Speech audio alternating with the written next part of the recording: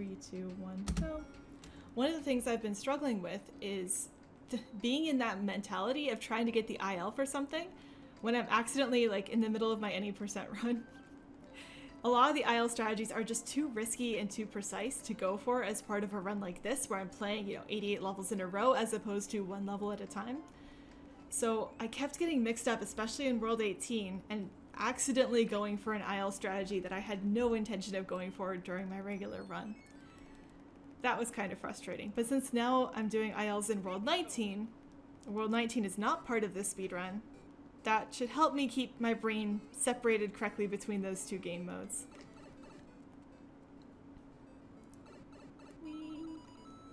Are there at least any IL strats that are viable? Yeah, actually most of the strats are about the same. Like, this world, you mostly do the same thing. It's just, how closely do you try to cut corners is a lot of the difference. So for, like, 1-1, I technically do something slightly different, where in the IL I jump around the corner in the subworld, and the problem is if you miss that, you run on top of the pipe and it loses a bunch of time, so I just shortcut it. But, like, the IL for 1-2 and 1-3 are identical. There's nothing you do differently in any percent for 1-2 and 1-3. Very few levels in this game have a completely different route between any percent IL and any percent all levels. I think, what are some of them? 1-4 actually is an example of it, where the damage boost you take when you're optimizing the IL just isn't worth it in any full any percent, because the damage boost costs you like a second total, and the damage boost you take doesn't save you that much time. It's faster to wait for the fire bars in this game mode than it is to damage boost through them like you would in the IL. Like, I also, even though it's not the smartest choice, I actually do the IL strat for 2-4, where I bring the P-switch with me to the end and try to jump off of it. And I'll chicken out of it sometimes like I did last run and do a backup where I just carry it up. But it's possible to do that. Like, any of the IL strats can be done during the full any percent. It's just how much risk are you willing to put into it? And I think that the bar for what is and is not included in the run is going to change over time. As people get better at this game, the time left to save is going to get smaller, and it's going to become almost required to go for some of the riskier tricks that save large chunks of time.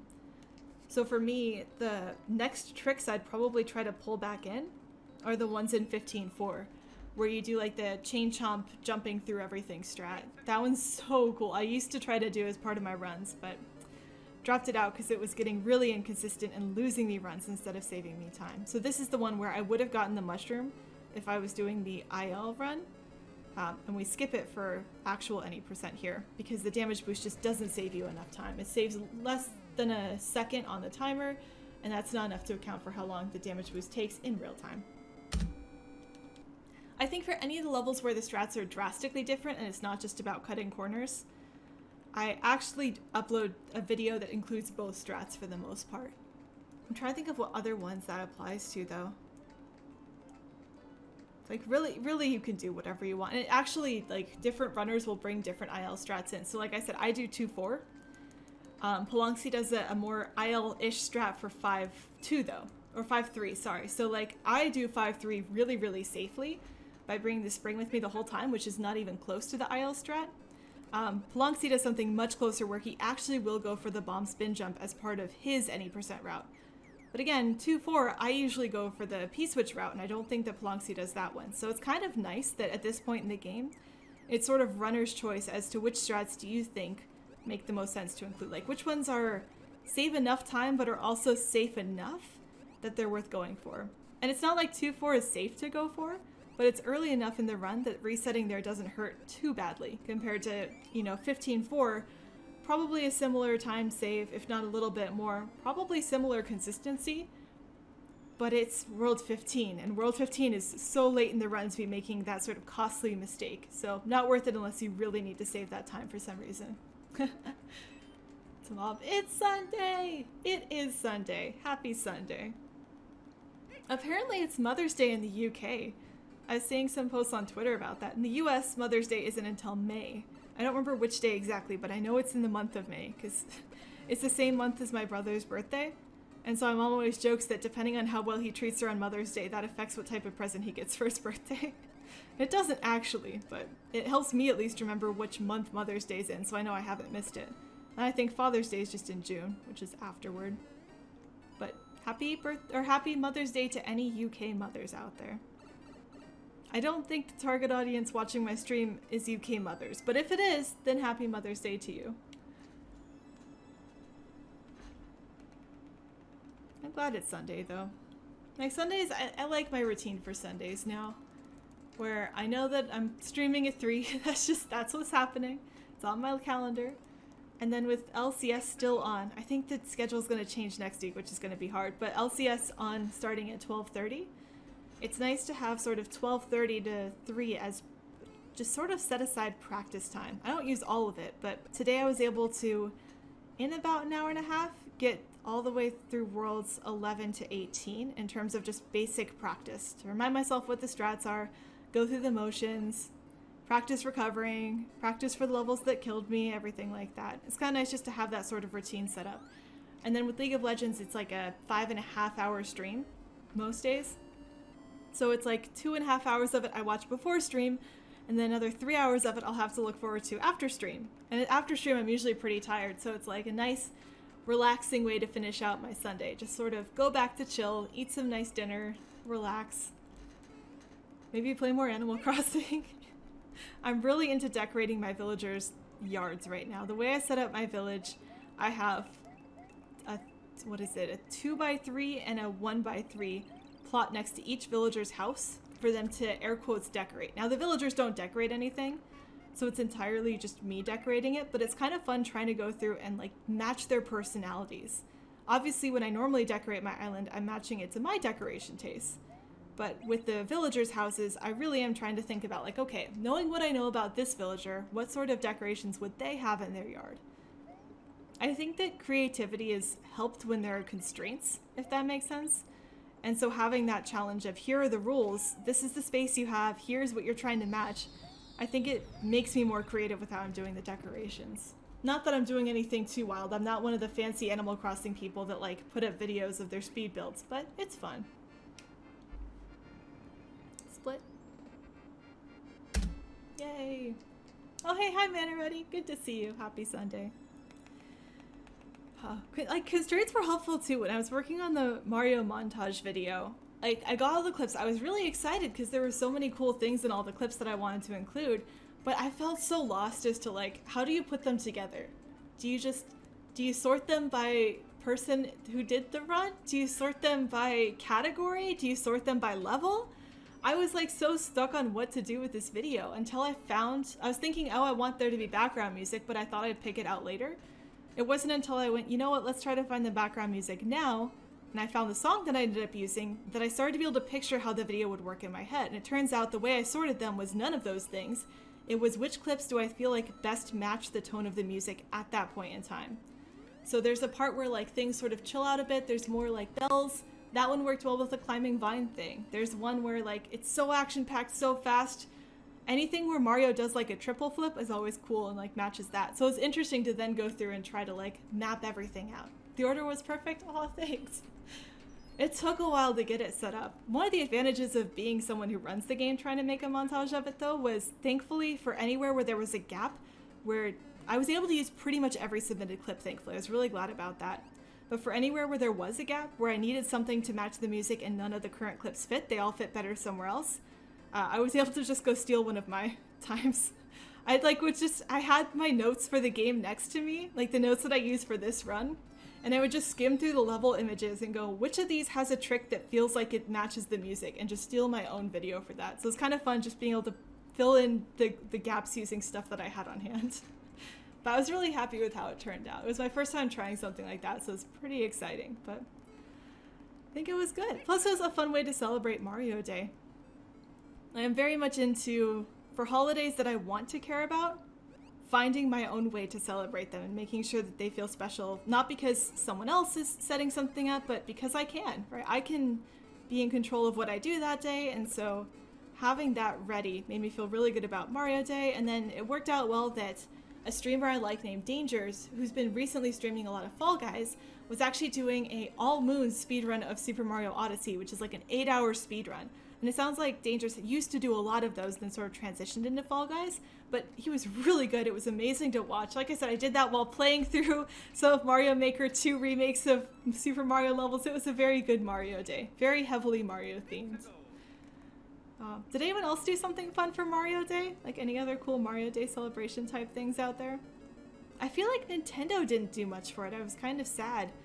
Like for Pokemon's anniversary, that's when they released the sort of Pokemon version of the Nintendo Direct with the announcements of the remakes and the new open world game.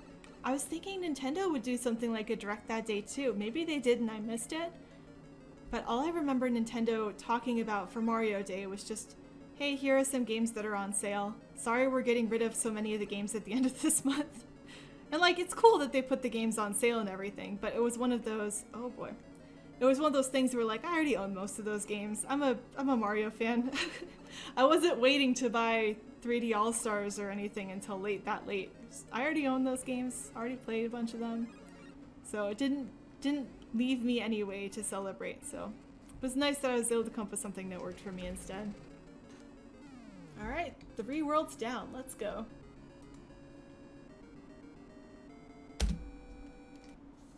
Officially the furthest one today.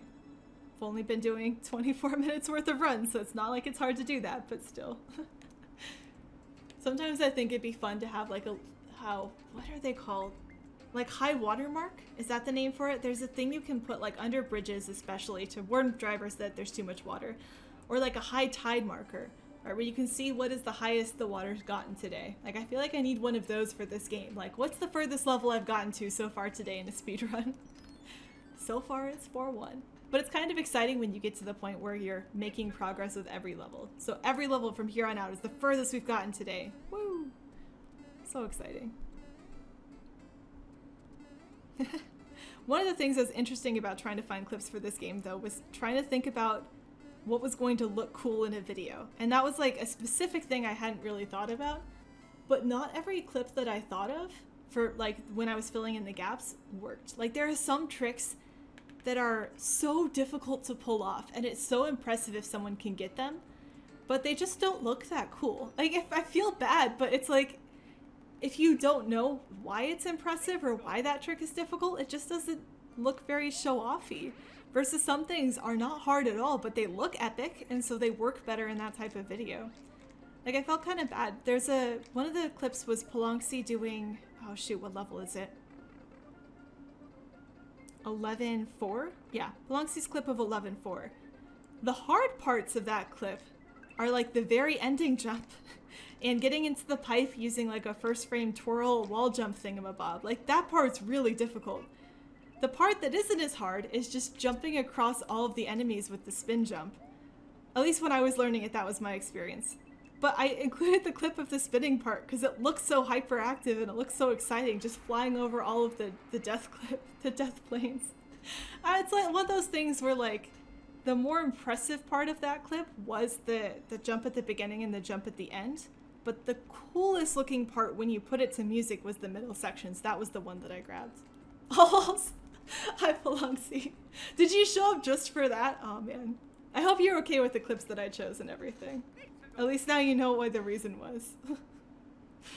Oh man. It was a fun challenge though. I like trying different things and having a challenge of, hey, I've never done this before, but I think I could do it, which is really refreshing to sit through. I think I ended up doing most of the work in like an 8-hour straight block the night before, so it was a bit of a mess. I didn't get anything done at work the next day, but you know, worth it. I'll take that.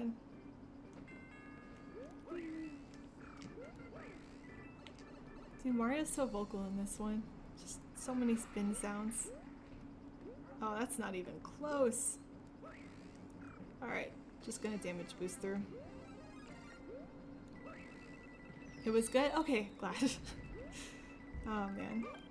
I also like, as much as I just wanted it to be good because I have high standards and I wanted it to work out well, it was a little intimidating because it's like everyone gave me these clips. I really don't want anyone to feel like I let them down or I did the wrong thing or, you know, I didn't highlight them enough. So I was really happy the next morning when I woke up and saw all of the positive comments from everyone in the video, from the community. I really appreciated that. That made me feel really good that day. You wish you could go back and play this game for the first time again? Getting 100% was so cool. This was a really fun Mario game. Like, I'm impressed with how much work they put into this, given that it only came out on the 3DS. Right? Like, it was such a minor release overall compared to the original Mario Maker, compared to Mario Maker 2, but they did not skimp on these level designs. It's impressive. That being said, like, as much fun as it was to get them all the first time, there were still some frustrating ones. Some of those 100% were just not fun to try to get. And I feel like on second or third playthrough, I've either gotten better or they don't seem as intimidating. But I remember just being so mad at 1-3. 1-3 was like, that's the 100% that just sticks out of my head is, oh my goodness, I hated this. This is so easy to mess it up. It's so easy to make a mistake and have to start it over. But it is a really cool concept at the same time. There we go, there's our first time save. Trying to think of what other levels I was really frustrated by. I think 14-2, funnily enough. I still don't think I actually know how to beat 14-2 100% the intended way. I actually don't know what you're supposed to do. 14-2 is the one where you're in the subworld, it's the blue like blocks and everything, and there's just a ton of Buzzy Beetles everywhere. That's what 14-2 is. And one of the medals for 14-2 is to get 5 1-ups. The bottom screen is the dumbest thing ever. Yeah. Yay for spamming between worlds. But 14-2 100% involves getting 5 1-ups. And it's not specifically 1-up mushrooms, it's just 5 extra lives over the course of that level. Now, I swear there is something you are supposed to do to get all of those. I know where to get like 3 or 4 of them, but I could not figure out what the heck the game wanted me to do for the 5th one. It's like there is a 1-up mushroom in a hidden room that you can get to. That one I got. There is if you get every single coin, that's another one. And if you get, at the very ending, you knock the final boss-ish kind of the right direction, it will clear out a set of spinies, and that gives you another one. I don't know where the other ones are. So all I do in that level, and I hate this, is there's a spot where you can set up a shell that you can jump on it to get the Koopa to go in, and then you hang off of a vine until the Koopa respawns. And if you do that, you just are infinitely technically comboing onto enemies. Ah, dang. I wasn't sure if he'd come out there. And you just sort of do the infinite jump thing where you never hit the ground, so it never resets your combo. And I just do that. And I hate doing it. It's so slow. It's so boring. It's so frustrating. But that's the only way I actually know how to get the medals for that level. So whenever someone gets there and does an actual run, I'm really interested to see how you were supposed to have done that one, because I am clueless. That being said, that does work. They could have added the medals. Oh yeah, to the bottom screen. That would have been so cool. That would have made so much sense. You're right. They just kind of left it there. I wish they had done that. That would have been nice. And I get that they wouldn't have had that as part of any other level that didn't have medals, but like still, that's kind of a cool thing. You actually searched it online because you gave up? Oh, I didn't do that. Maybe I just should, because I'm kind of just deathly curious. Like, what are you supposed to do for 14-2? I don't know. Still don't know. I've been playing this game for years now. I've been speedrunning it for a full year almost, and just nope. Zero idea. Oh, come on, vertical pipes.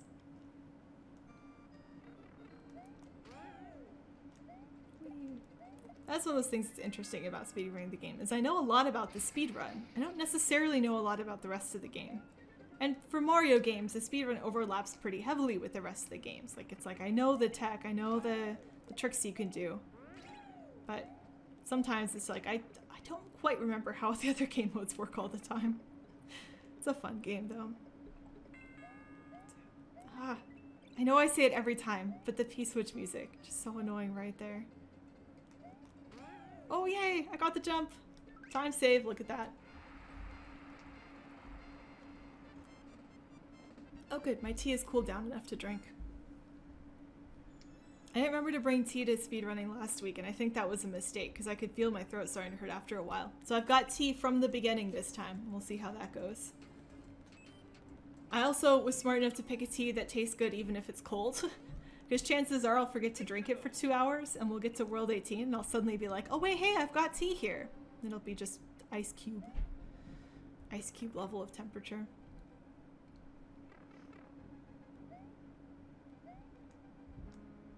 This game, I still want to count up and see just how many auto-scrollers this game has compared to other Mario games. It feels like it's so many, and it's because they're trying to show you all the different cool things you can do with an auto-scroller. But I wish they just showed you cool things you could do without auto-scrollers instead. Right, this one shows you like fast versus slow, how to set things up. Like, it's a good level, it's well done, but just as a speedrun level, it's not very fun. That's one of those other things, is there's definitely a difference between like a good level and a good speedrun level. They do not necessarily overlap. Like, this part is really cool, the fact that you can just sprint full speed, get all those coins, like they lined them up so well. But just auto-scrolling. Have I heard the SMM2 Super Mario Bros. Have I heard the SMM2 Super Mario Brothers boss music? It's so bad. Oh, I don't know that I have. I'll have to look it up later. That's kind of sad though. You would hope boss music is some of the best in the game because it's supposed to get you excited and hyped up for what's happening. So it's always disappointing when the music that is supposed to match those high energy intense moments is just kind of falls flat. No one likes auto-scrollers, LMAO. Yeah. Not necessarily the best. But hey, they're part of the game. That's one of the things you can do with Mario, so I get why they included it. Let's go indeed. Okay, I'm gonna pay a little bit more attention. I think I died on this one last week because I ran into a spike. Or maybe I ran into a piranha plant or a fireball. I don't know. This level can kill you.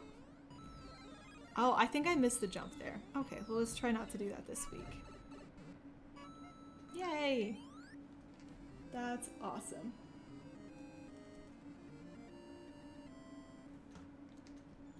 Trying to remember to stretch more between levels too. I was so confused earlier this week. So I normally exercise by playing a dance game, and so that's mostly a leg workout, right? It's pump it up, so it's just jumping over and over and over again, which is nice. I prefer leg workouts. Like the whole don't skip leg day thing. Man, if I could just do leg day, I would do that. I don't like using my arms for lifting things. Like, nope, not fun. So dance games are perfect. But the other day my back was sore, and I was so confused because it's like, but why? Like, it's never hurt after a dance game. And I realized it wasn't from the dance game, it was from reorganizing my emergency kit. So the story here is that some of my family lives in Texas. And for anyone who doesn't know, Texas was hit by a really bad cold weather snap a couple weeks ago. Oh wait, you meant the mini boss music? Okay, I'll have to look for that. That's better than the boss music being bad at least. But Texas was hit with a really bad sort of cold weather snap a few weeks ago, and Texas may not have been super set up for that. And so it ended up being a really big problem where it knocked out a lot of people's power, it knocked out heating, knocked out water even, and so it was a pretty dire situation. Thankfully, my family was okay. My parents actually didn't lose power. My brother did and sort of had to just survive for a couple weeks, or a week I think. But he's a Boy Scout, he was fine. Good news there. But what that did is it sent my mom into this whole emergency preparedness, like, I don't want to call it a panic mode, but definitely loop, where she was just thinking about emergency preparedness for a while. And obviously it makes sense, right? Like, that you're just went through this big emergency and you want to be prepared for the next one, so like I completely see where she's coming from. Texas equals hot, snows everyone. It's my face. Yes. Texas was not super well prepared for that one, unfortunately. Hey, Mom gets on this kick, and so coming along with this story, she usually sends my brother and I care packages for some holidays, which is really sweet. She started doing that while I was in college, because, you know, in college you don't necessarily have a lot of money, you don't have a lot of food sometimes. At least not fun food that isn't just the dining hall again. And so that was something that was really cool that she would do. I really liked that. And I thought it would stop when I wasn't in college, because it seemed like it was a college thing, you know. Once I was working, you know, at a high-paying tech job, it's not like I need care packages to be sent. I can buy as much food as I want. But she kept doing them while my brother was in college, and I figured it was just, oh, my brother's in college, and she doesn't want me to feel left out, so she'll just keep doing them. But no, she still sends them, even though my brother is now also graduated. Not that I'm complaining, they're really fun to get, but it's just kind of funny that she keeps doing them. So anyway, my dad tells me the other day that, hey, check your mail, you should have something coming. And I figured, oh, it should be the the March St. Patrick's Day care package. So I was pretty excited. That's always fun. It includes green stuff. And it was, but it also contained not just, you know, green candy and a green glow stick and other fun March type things. It also contained 4 MREs. MRE stands for Meal Ready to Eat, which is the type of meal that the military gives out in the US as food. And we'd had these before because one of my uncles is in the military, and so he sort of brought them as a fun camping treat for me and my family, and I thought they were super cool because they had the most dense bread I have ever eaten in my entire life, and I like bread, so I thought it was awesome. But my mom sends 4 of these MREs along with a bunch of shamrock stuff so that I could put it in my emergency kit, which is nice.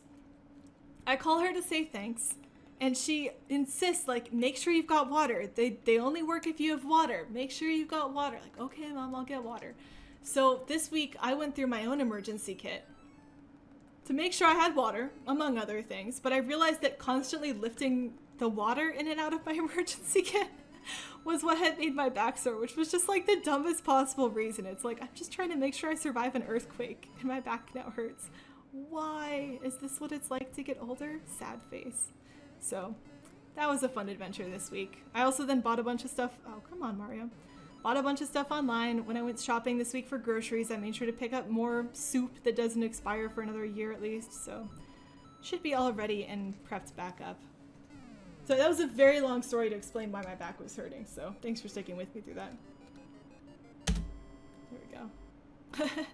Dense bread. It is, so it's bread that just, like, if you think about bread, there's a lot of air in bread, right? If you take a slice of sandwich bread, you can, like, squeeze it in your hand and make it into a small ball that's has way less volume than the original. The bread is like that, where just there is no more air left. It is like you took the whole loaf of bread and squeezed it down so it was the size of a single slice. That's what it felt like. I thought it was amazing. I was definitely the minority in my family on that one. They all thought it was terrible. But it was fun. But I've got the emergency kit closer to being restocked, set up again now, so that's all good. Funnily enough, the reason I have the emergency kit, so for where I live, it's not so much hurricanes or snow, which is where it more is for my parents. I guess actually I'm more snow than they are. Oh, okay, we're going slow. But for where I live, I'm along what's called the Ring of Fire, which is a cool sounding name for just the Pacific Ocean for the most part. At least the top part of it. And basically this is like, you know, anywhere in a circle you would draw that connects the US and China or Japan, like that sort of area, that's called the Ring of Fire. And what that means is that it's an area much more likely to have earthquakes. California, also famous for earthquakes, is also along this Ring of Fire line. So for where I live, I need an emergency kit, not so much for snow, although that could happen. Definitely not for hurricanes, which is what Texas usually needs to be prepared for. But for earthquakes, which unfortunately are one of those things you don't get any warning for, so you can't last minute get your emergency kit ready the same way you can for snow or hurricanes. But even with all of that, I actually didn't have an emergency kit for like the first year or two after I moved out of after I finished college and got my job and everything. And it wasn't until I got rabbits. I have 2 pet rabbits, they're adorable. It wasn't until I got rabbits that I actually made one. And it wasn't because I was thinking like, oh, I need to have an emergency kit. It was as I was looking through all the instructions for how to be a good rabbit owner, because I really wanted to make sure I was a good rabbit owner. One of the things that it recommended was you needed to have an emergency kit for your rabbits. Things like extra medicine, extra food, you know, all of that basic sort of supplies. And I was going through and making this emergency kit for rabbits. And at some point while making this emergency kit for rabbits, the realization struck me that if I didn't have an emergency kit for me, and I couldn't make it, then the rabbits weren't going to be in luck at all. And so only because I realized that I was making the emergency kit for rabbits and part of the rabbit emergency kit depended on me surviving, that's when I actually made my own emergency kit. So I have my rabbits to thank for my emergency preparedness that I have. What is 7-3? Okay. Temporarily forgot what level this was. But this is Hammer Bros, our friends, not food. So many Hammer Bros in this level. I wonder how many there are. Maybe I'll count one time if I get really bored while running this game. It would be kind of annoying to count, though. Invisible Mario jumps, yay! The new 19.3 strat is sick, it looks so hard. It was interesting. So 19.3 is a level that for like a year now, I've had the time up on my side for a year. I think the actual time has stood for 9 months, no, 3 years, and mine might be 9 months. Ever since I recorded my time for it, I've just been feeling like it was possible to beat. It's so close to that timer, right? So I timed it out without doing the new strat, just using the old strat with the correct jump off of the previous block, and I was 7 frames away. And that's not super close. It's not like 2 frames or anything, but that is close. It makes it feel like it should be possible to get the next timer second on it. But as much as I was trying yesterday to just improve that beginning sequence of jumps, I just couldn't quite get it to work. Like, nothing was saving enough time. I could only get 7 frames away consistently, no matter how well I did the beginning of that level, which was so frustrating. Oh, the World 8 one? I don't think it's a direct remake. The original one didn't have that many Hammer Bros on a rail at the top of the screen, but yeah, it's pretty much a copy of one of the World 8 levels from SMM1. So I actually like recorded that time and like sort of saved it as my official time locally on my computer. But I couldn't quite get it out of my head. So I went back through and I looked for anything else that could save time. And the only thing I could possibly find was that one extra moving block, because it was moving to the right. And if a block is moving to the right, there's a chance you can use it for a speed boost. But it didn't seem like it would be all that possible to get. So oh wait, I need to solve, sorry. Completely forgot to solve for a second. Whee. So I went through and I started trying things. What I ended up with as a strategy is what I thought would work, but I actually couldn't get it for a long time. I have a version of it where I thought I had done a perfect jump, like Mario's toe was just barely on the platform, and I bonked off the ceiling and couldn't make the jump. So I thought that jump might be impossible. I ended up switching. I ended up for a while trying to do even crazier strats where I jumped off of that bottom platform and did a twirl jump onto the next one and onto the next one and up from there, and I couldn't get that one to work either. I couldn't twirl in time to make it to the next platform. I kept running into the fire bar. It was an absolute mess. It was actually like, you know, I think midnight something. I was about done with Mario for the day, and I was like, you know, I'm just gonna spend a little bit longer trying to get that one jump. And out of nowhere, I actually got it. I was kind of just surprised. I'm impressed that I even finished a run with that the first time through, because I was sort of just stunned that it had worked. But unfortunately, the first time I got that trick, I hadn't gotten the first part of the levels. There's 2 things you have to do on that level to optimize your time. And there's 2 fire bar blocks that move to the right, and you have to get the speed boost from both of them. So I had missed the speed boost at the beginning because I was just trying to see if the end was possible. And I finished, I think it was 13 frames off of the end. But I did the math between that and like a comparison video and was able to determine that it saved enough time that should have covered for my 7 frames off of the other strategy. So by combining the 2 speed boosts together, I managed to land 3 frames away from the next second, which gave me the new record there. So it's been one I had my eye on for a long time, but that particular strategy I wasn't really expecting to work, and I'm still kind of surprised that it actually works out the way that it does, but it works. Now on to 19.4. Awesome, thanks. Yeah, and I feel like the end is in sight now. Like, I'm on World 19. I've been trying to get every single IL, at least at the time I uploaded it, to be tied to the record for months at this point. Like, I must have started doing this in October or November. I'd have to go back and look at when I re-recorded 1-1. But like, I'm finally on World 19, which is just crazy. There's so many levels in this game. I think I have fewer than 10 levels left at this point, which is, again, just wild. So it's really making me excited to go back and do them, and especially some of the upcoming ones. 19.4 is really short, so I don't think it'll take too long. It's not like it's free, but you know, it's shorter than 18.8 was. And then it's 19.5, which I was the one who set the record for that, so I should be able to tie that one again. And then it's 19.6, which is an auto-scroller. So like, all 3 of those, I'm hoping I can get pretty quickly. Like, ideally, I can get all of those in the same day, and then I can move on to 19.7. But it's just so close to the end. I'm so excited for finally having a video for every single level in this game. Almost there. So close. I'm definitely going to be very excited and like celebrate when that happens. So many coins in this level. Oh my goodness, I thought I was gonna die there.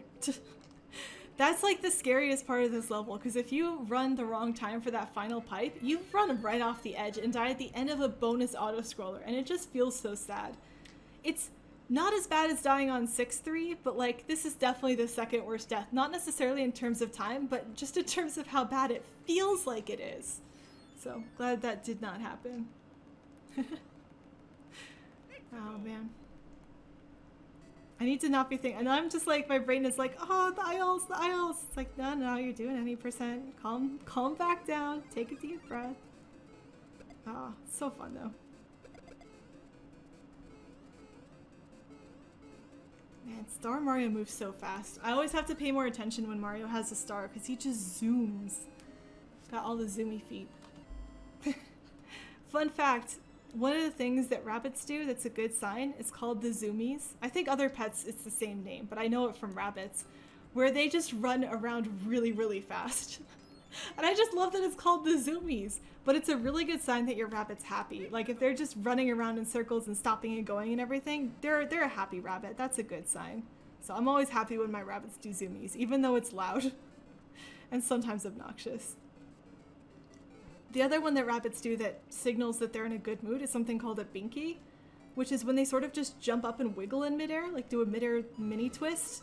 That's another good sign that your rabbit's like super happy. And whenever that happens, not only is it just adorable, so that makes me happy, but knowing that my rabbits are happy just makes my heart happy too, because I really do care about them. I want them to be happy. And with rabbits, it's hard to tell. They kind of only have one or two facial expressions. So it's not like I can, like a family or a kid or something, it's not like I can just ask them, hey, how are you doing today? Like you have to look for these other signals to let you know what they're thinking, how they're doing, what they're feeling. So it's nice to have those. Like really with rabbits, I have to look at their ears. Their ears, whether or not they're up or down, is usually a good sign. But the problem is ears back can both mean like I'm sleeping and I'm extremely nervous right now. So you have to get the context of usually how wide open their eyes are, what they were just doing, whether or not you just snuck up on them, like all sorts of other things. But it's not too bad. It doesn't take too long to get used to like reading your rabbits and understanding how things are going.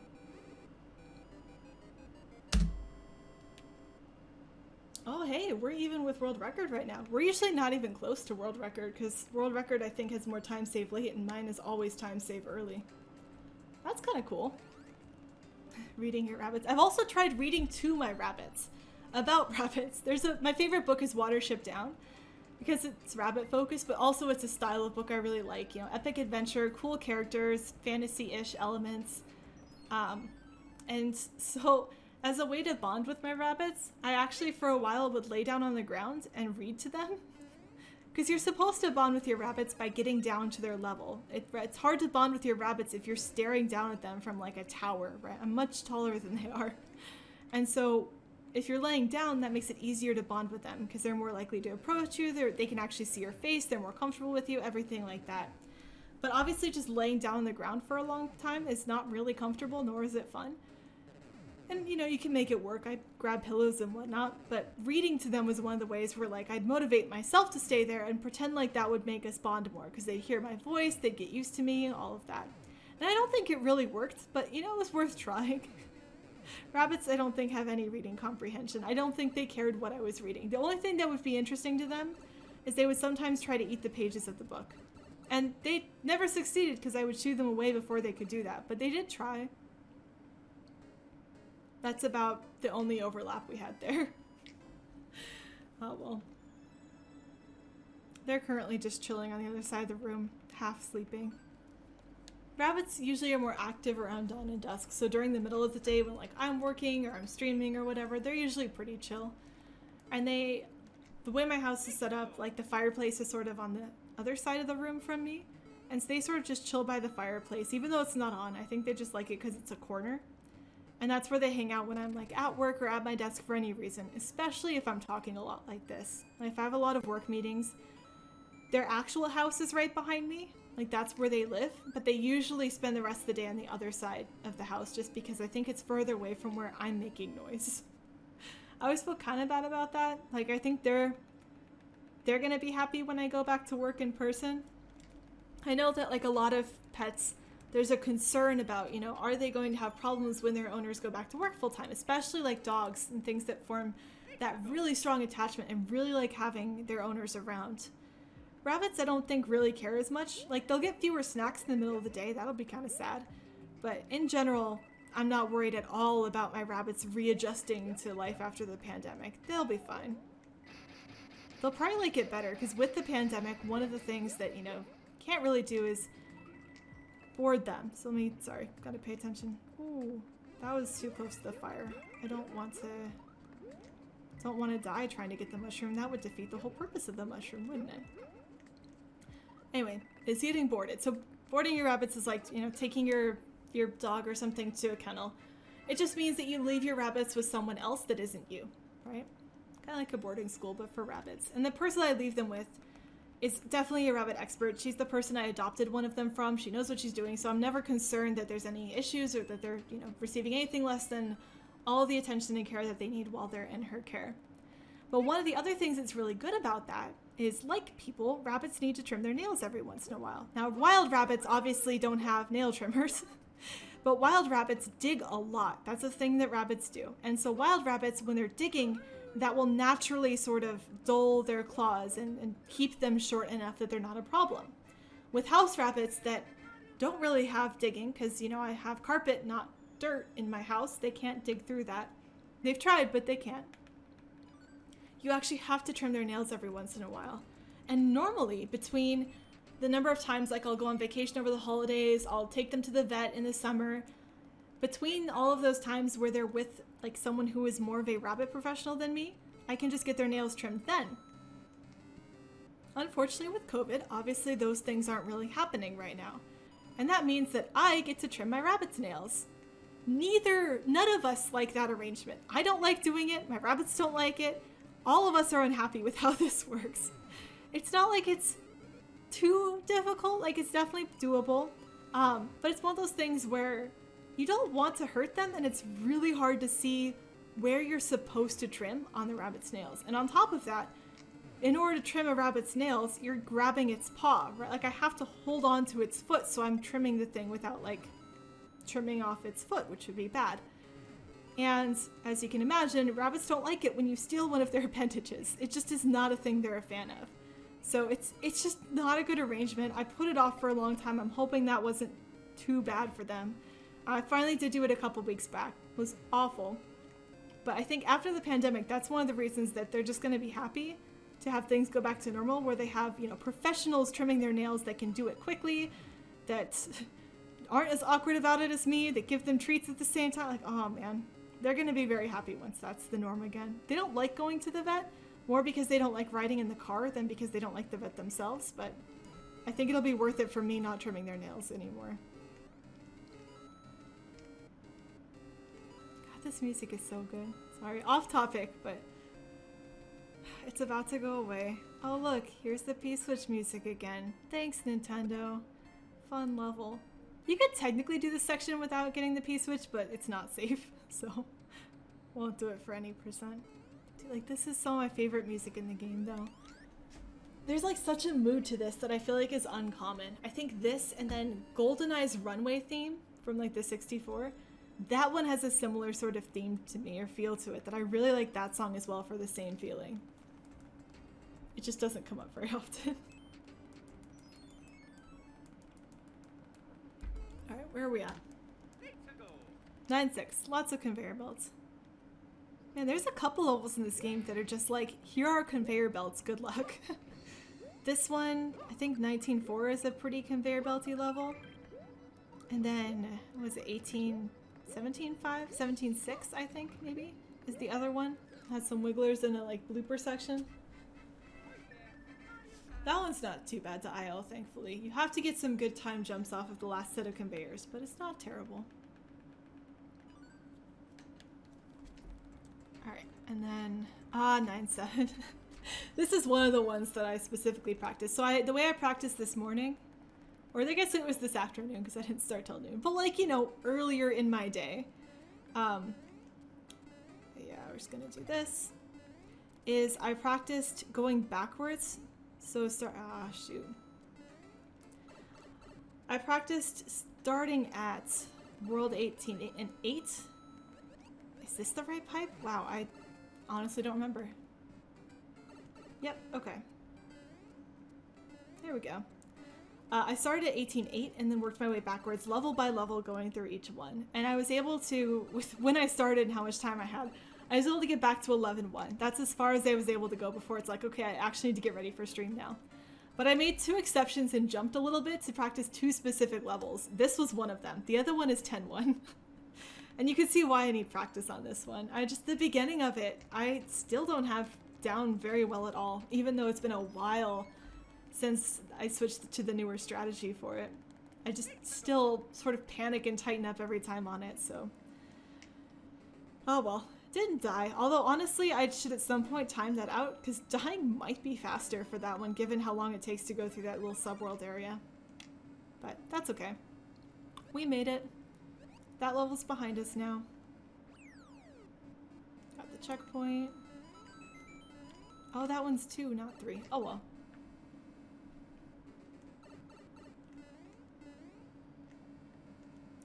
Kind of sad with Mario. I feel like so often the castle themes aren't all that great. Like, I wish that the castle themes were just a bit stronger. The original one from Mario 1, it was like, it's cool and all, but it is one of the more repetitive themes in the entire game. Like, out of all the themes in that game, castle was just very, very repetitive. It's looped so quickly. And then this castle theme, like, it's cool and all, but it's more like spooky mood rather than intense mood. I guess because, you know, once you fight Bowser, you get the real music. But still, like, I don't know. Doesn't carry the game as well as I wish it did. That's okay, though. I'm not really a fan of the newer ones either. Sad face. Okay. Well, we're on to 10.1, which is the other one I specifically practiced, so we'll see how that one goes. Just that first set of jumps. We'll have to see how it works.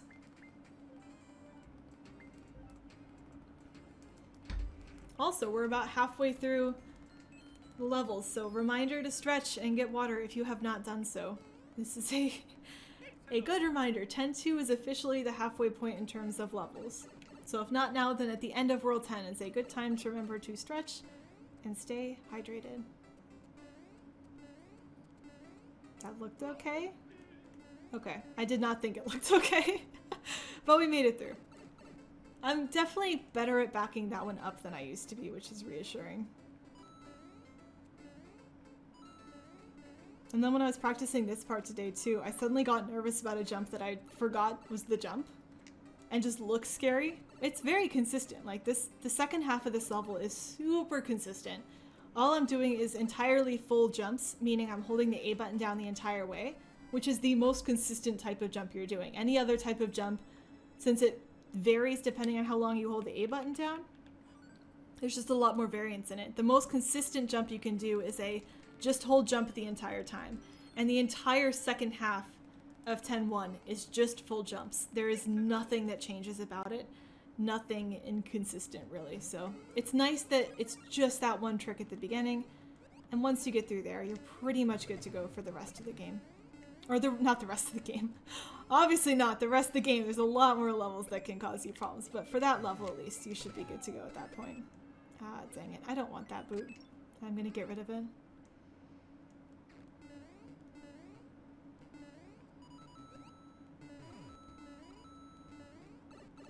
Okay.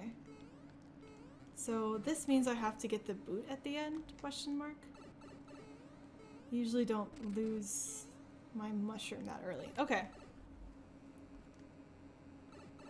Sorry, gonna be a little bit quieter as I remember how to do this part. And that's it. Okay, there we go. We're good. Man, there's so many things where it's like, I feel like I'm super consistent at certain levels or certain strats, and then just randomly it's like, oh, did you know you could make this mistake? This is a mistake you can make. And it's like, oh, that's great. Thanks, game. But thankfully, like, played the game long enough now that there is an alternate strat that you can use that doesn't involve getting the mushroom at the beginning.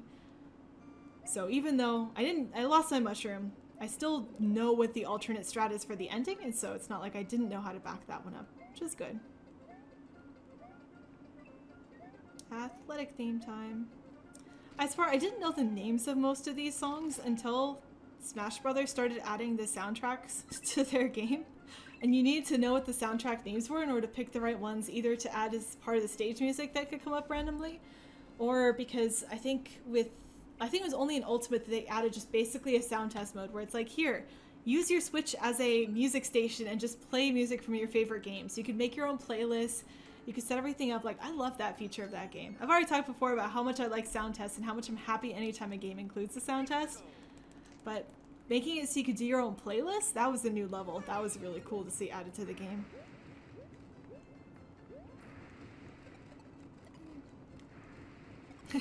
I may have talked about this, but it was fun. My brother recently got a Switch, and so he likes fighting games a lot. Between the two of us, he kills me anytime we play one. Unless it's one that I owned and he didn't, in which case we'll be tied for like a day until he figures it out and then he beats me again.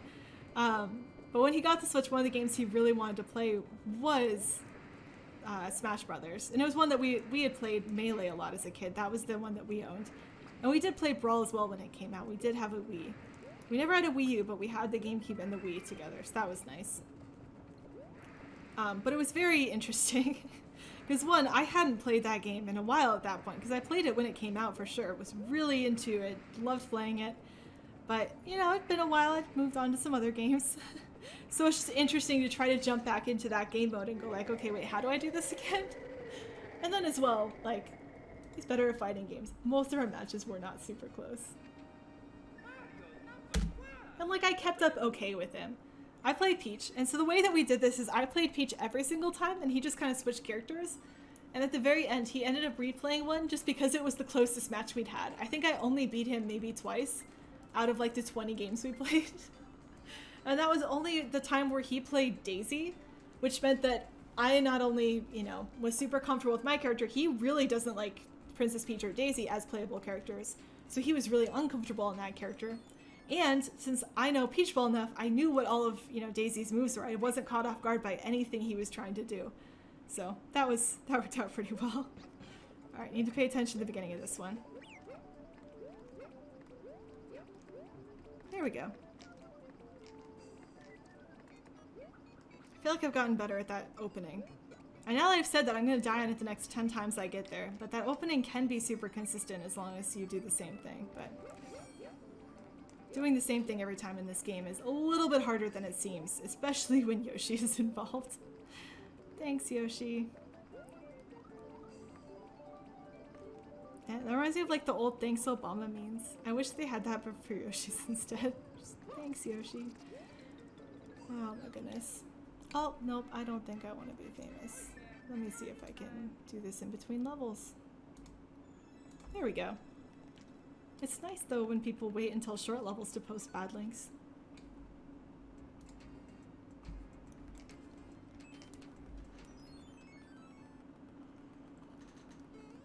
Oh, thanks for the good luck, Toad.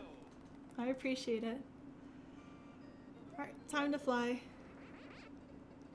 Okay, so I promise there's a transition for this, and it's that in my head, like the flying thing makes me think of Fly Like an Eagle, which is a cool song from like forever ago, which makes me think of Space Jam, which reminds me that they're making a new Space Jam! I'm so excited. I loved Space Jam.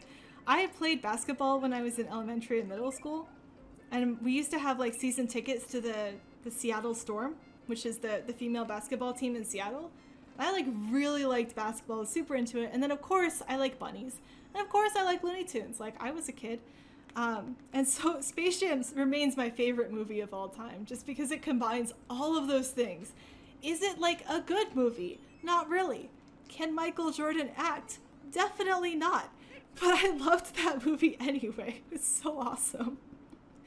And so as much as I think that Space Jam 2 or whatever they're calling the sequel is going to be terrible, I'm still excited for it. I'm just hoping that it either comes out on one of the streaming services or doesn't come out in theaters until I can safely see it. But oh my goodness, I cannot wait for how dumb it's going to be. Like, I have zero expectation that it'll be good, and every expectation that it'll be ridiculous. I think the internet's already mad at it because they changed the shape of Lola Bunny, and that was apparently a big concern, which I don't think is a big problem. I did think Lola Bunny was like one of the coolest people ever when I was a kid. She just seemed so confident in herself. She was good at basketball. She could beat all the guys. Like, she was amazing. So I don't know. Like, I don't think they'll do a good job with her character, but at the same time, again, I'm just excited because I liked Space Jam, and I just want there to be a Space Jam too. I'm also hoping they get another hype song for it, because I think Welcome to the Jam is the name of the original song from Space Jam. Like, come on and slam, and welcome to the jam. I won't sing anymore, because one, I can't sing, and two, DMCA. But man, if they come up with another banger song like that, I'm also going to be really happy. That's so excited. Like, there's not a ton of movies I'm looking forward to, but that's definitely on the list. I guess the other one I am looking forward to is the FNAF movie, but that's just because I'm kind of unhealthily obsessed with FNAF as a franchise, even though I can't play it because it's scary. Like, I can, but I think it would be bad for my health to play it. Like, even when I'm watching the YouTubers play it, like I watch Markiplier's playthroughs, I have to pause it every once in a while because I need to bring my heart rate back down. Like, it's so stupid. I have zero tolerance for jump scares. So I'm interested to see how the movie comes out. Like, it'll be weird, I think. But I'm excited. There was a FNAF-like movie that came out starring Nicolas Cage. And apparently it was terrible. I have not seen it, but I watched like a YouTube review of it that sort of showed a bunch of the key scenes and explained the, I'm going to say air quotes, plot. Not that there was much of one from what I could see. And oh man, it looks awful. But it was interesting to at least see, like, did they really copy from FNAF? And I don't think they did. Like, there was still murdery stuff. There were animatronics that tried to kill you, but yeah. I've never agreed as much before. Well, as we are on the same page. Oh man. But I think the FNAF one isn't coming out for a long time. I think the next FNAF thing is Security Breach the Game, which is supposed to come out, I think, early this year. Air quotes, we'll see. Oh, guess who actually remembered to split World 11? Woo! I like that it's a gold split too, just because I almost never remember to split that one. So I have just way less World 11 splits than anything else. Only by 0.4 seconds, but like, hey. FNAF is scary. I cannot watch in the dark at night. Yo, same! So when I was binge watching like the entirety of the FNAF series playthroughs on Markiplier's channel, I had to make a rule for myself that I couldn't watch it after 8 p.m. or I would have trouble sleeping. It was just a mess. Like, and the problem is I really was interested in it. I wanted to watch them. I wanted to learn more. I wanted to see everything. But I couldn't function at work the next day because I was up too late wondering if Foxy was going to come out of my closet. So, you know, that wasn't really a successful thing. Oh well, Security Breach is going to be the same way, but it'll be fun. I'm so excited. Even the latest trailer was great. I think I talked about it because it has a bunny, because FNAF, as much as it's about bears, is also about rabbits, except the rabbits are usually pretty murderous, which, you know, is fine. I don't mind that fictional rabbits murder things. I'm fine with, like, a question I get a lot from people is like, well, what about the Monty Grail or Monty Python the Holy Grail rabbit? Like, what do you think about that one? It's like, I'm happy about that one, so don't mind murdery rabbits. They're cool too. But anyway, one scene in the trailer had this evil rabbit, so basically a person in a costume pretending to be a rabbit, just skipping down a hallway, and it was amazing because it had like the bounciness of a rabbit, but then also it was like murderous and scary, and the hallway was red. It was just such a cool scene. I'm so excited for what other scenes are going to be in that game. Like, it's going to be fun. You did have trouble sleeping because of it. You're intelligent enough to know it's not real at all, but it's just terrifying. Right? There's such a difference between, like, I know this isn't real, but your brain can't quite, at least for me, it was my brain couldn't quite get it out of my head. Like, that just feeling that something could go wrong, that feeling that something could be there was so much harder. And what made it worse was actually specifically Foxy. So the way I found out about FNAF, like I had heard of it before because, you know, it's pop culture and everything, but I really only got into learning more about it when I was watching, oh shoot, what are they called? Honest Game Trailers. So Honest Game Trailers is a YouTube series that sort of does parody trailers of games that mostly highlights all the terrible things about them. Like, just makes fun of them. It's really entertaining. I think, unfortunately, they got a new narrator who isn't quite as good as the old one, but they did a great series of just Five Nights at Freddy's trailers. Just super fun. And I remember watching the first few and being kind of creeped out, but, you know, I was kind of still doing okay. I wasn't worried about it. I wasn't having trouble sleeping. It wasn't until I got to the trailer for Game 4. Game 4 is different than all the other games, where all the other games take place in a specifically Freddy Fazbear's Pizzeria or like similar location. Game 4 takes place in a child's bedroom. And so to start with, just gonna point out that child's bedroom is suspiciously similar in layout to my current bedroom, especially where the bed is, where the door is, and where the closet is. I'm missing one of the doors in that game, but like that's okay. And then in that parody trailer, they get to the point where they mention, you know, when talking about Foxy, a fox that kills you unless you look at it. And that's what really got to me, because for the most part in scary movies, or like scary, evil demon creatures, whatever, you're supposed to ignore the demons and then they sort of can go away, right? Like you don't want to give them power by thinking about them. And so if I'm sitting in bed at night scared for some reason that a demon's going to come out and get me, it's like, well, if I just don't think about it, it'll be fine. Foxy is the exact opposite of that. If you do not think about Foxy and do not take an action, Foxy will come get you. And that's what just made it so much more difficult to ignore, because it was that feeling of inaction is the definite wrong thing to do. Brain, come on, we can deal with this, but no, let's go check the closet every 2 seconds. So it's not like I couldn't get to sleep, but it was definitely a lot harder than it was before. Bro, Golden Freddy FNAF. Yeah, oh my goodness. Golden Freddy is so, like, the way that they did that is so cool. That's one of the reasons I think the franchise is so interesting. Like, how did they make it scary? It's not just that there were jump scares, it's jump scares that you knew were coming but couldn't avoid. Like, you were trapped, you couldn't handle it. But then just enough random weird stuff that you're questioning, did that even really happen? And you're still caught off guard by things you didn't even know existed. Like, oh, that's what I think is so cool about it. Please don't kill me. Dude, those bloopers are so scary. They shouldn't be, but they are. Now that I know, like, there's a specific coin follow you can use to line up the shots in order to get through that last barrier. And now that I know that, I feel like I'm much more in control of that section. But, oh man, the end of this level is still iffy. But yeah, so Security Breach is supposed to come out. I'm super excited about that one. They're making a movie of it. That'll be cool. But I don't know if there's any other movies coming out that, like, I'm really looking forward to.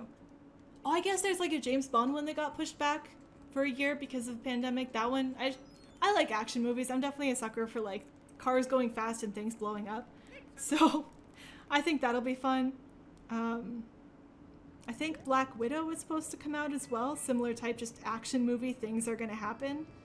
So that'll be fun too. I'm excited for when like going and seeing movies again is a thing, but not quite there yet, at least where I'm living. So we'll get there sooner rather than later. Alright, drift car time. So I went so slow on this in practice. I like get so nervous on that section. It's one of those like you want to have really smooth movement through that area. You want to not be stopping. You want to have the confident movement. But dude, in a run I just can't. Oh, gold split again. Dang, look, killing this middle section of the game. Not gold splitting by too much, but like, hey. Oh, look, we're even ahead of world record now. Woohoo, 1.1 seconds. Oh, man. Like, 12.4 was one of the aisles when I first got it where I was so proud of my ability to move through that spike section smoothly. But as soon as I get into a run, my fingers just get too tense to do that movement correctly. So, oh well, it's still fun. Alright, world 13. Oh, okay. This is one of the weirdest level beginnings in this game, where you jump and then go backwards and then go off of a wall. Like, this is definitely, I think, the most unique start. A lot of other starts like involve immediate jumps, immediately jumping vertically to get power-ups. This one's just like, go forward but then jump backwards, and that's exactly how to do the level fast. And you're like, okay, sure, that makes sense. Oh, I wonder if I get to keep Mario this time. Nope. Alright, end of this level, scary. Okay, there we go. This level can just steamroll me if I'm not careful, and if I keep that mushroom for Mario from the beginning of the level, then I feel so much better about this ending section. Like, it's just so much smoother and so much easier to deal with. But in all my practice runs, I kept losing that mushroom for some reason or another, so oh well, at least I know how to do it in Small Mario 2.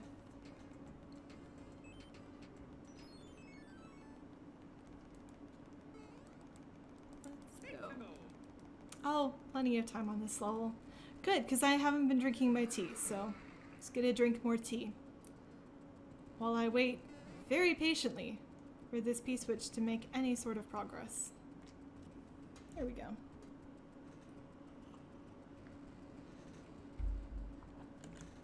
I hate how much this level fakes you out too. Like, look at this. Nope, never mind, you can't get it yet. Like, it almost gets to the conveyor belt on that first loop, and then it's like, never mind. Oh, I went super late. I was thinking about the conveyor belt. I missed the one optimization I can make on this. That's okay. But it's just so mean that it's like, almost there, almost there. Ha, gotcha. So rude, game. I just want to finish this level. Why do you have to tease me like that? Oh, well.